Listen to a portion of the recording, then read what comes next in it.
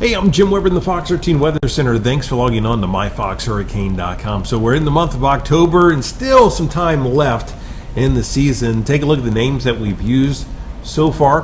One name left on the list, Wanda. Now, we are moving into that typically quieter time of the year, but just kind of given the way the season's gone so far and the amount of time that we have left, you certainly do feel like we're going to use that name Wanda at some point, and quite possibly going to move on to some more names on yet another list. So climatology for the month of October, the areas that we're typically watching, the Caribbean, especially the Western Caribbean, the Gulf of Mexico, the Western Atlantic, and notice the arrows showing the direction of movement of these systems typically as they develop, and that's because you get these old frontal boundaries. They work their way into the southeast, and they just kind of hang out for several days, and they hang out long enough. Sometimes you start to get systems developing along that, and that's kind of what we're looking at to our north and east off the coast of the Carolinas. We've got some activity out there, and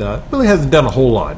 The conditions really not all that conducive that we're going to see anything in the short term, but there's always the possibility. We've got some boundaries in here, and anytime something hangs out long enough, there's always that possibility that you could see something develop. So this has been classified as Invest 92. You can see models are just kind of all over the place with this. The general idea is it's probably going to work its way in the same general area and then eventually kind of merge with a cold front.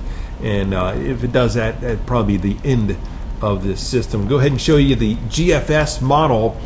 At this point, you're just really not seeing a whole lot, but watch as it goes on. Just kind of that idea, some broad area lower pressure off our east coast and off the coastline of the Carolinas, and then you can see how it just kind of meanders a bit and then starts to shift on towards the east, north of Bermuda as we head into next week. So that's about really the only thing that we're watching at this point. Of course, we'll keep you updated right here on MyFoxHurricane.com.